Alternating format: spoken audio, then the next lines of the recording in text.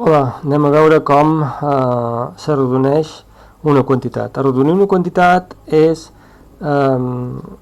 substituir la quantitat original per una quantitat amb menys xifres que l'original. Per exemple, aquesta quantitat la podríem arrodonir, o també la podríem arrodonir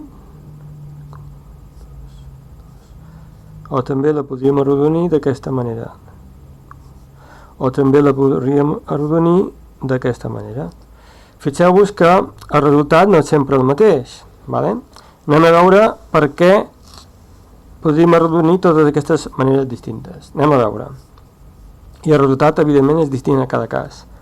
Vale, primer de tot hem de veure que això són les unitats, això són les dècimes, centèsimes, mil·lèsimes.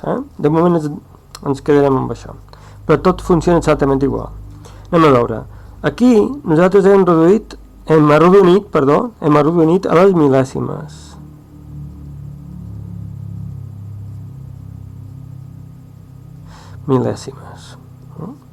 Val.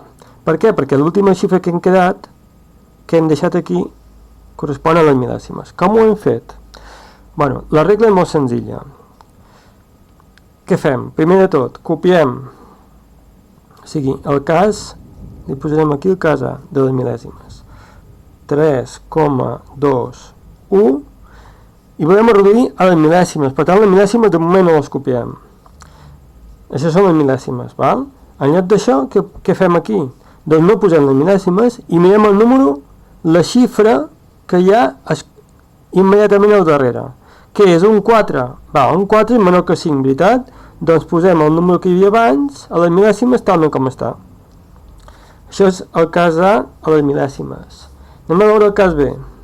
El cas B és reduir, si això són les dècimes, això és les centèsimes.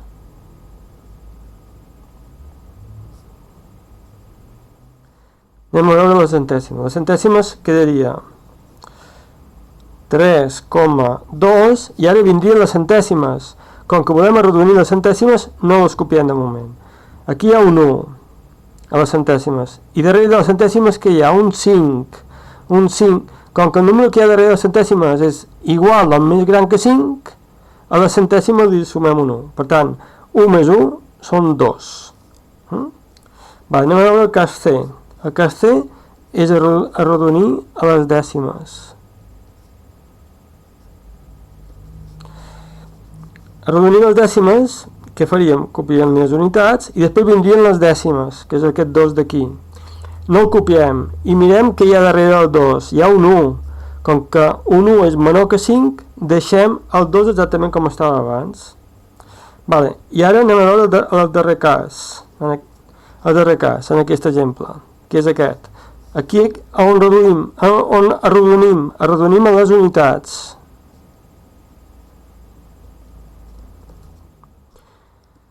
Val, no escrivim de moment les unitats, que seria el 3, i què fem ara? Senzillament, agafem el número que hi ha darrere les unitats. És menor que 5? Doncs deixem les unitats talment com està. El número quedaria així. Anem a veure un altre exemple. Per exemple, arrodonir aquest nombre d'aquí.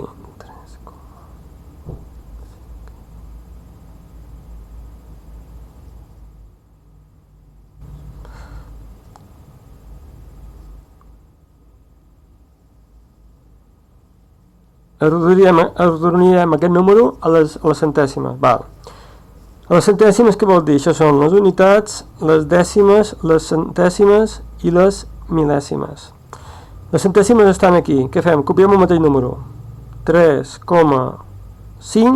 dècimes i volem arrodonir les centèsimes. Vol dir que ens tornarem aquí d'escriure i aquí no escrivirem de moment, no escrivirem res. Després del 6 que hi ha? Un 2. Com que el 2 és menor que 5, deixem el 6. Ara reduirem a les dècimes. Aquest número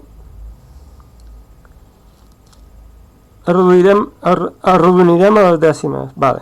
Copiem el número 3, i a les dècimes ens tornem i no escrivim. Que hi ha? Un 5. I després del 5 que hi ha? Un 6.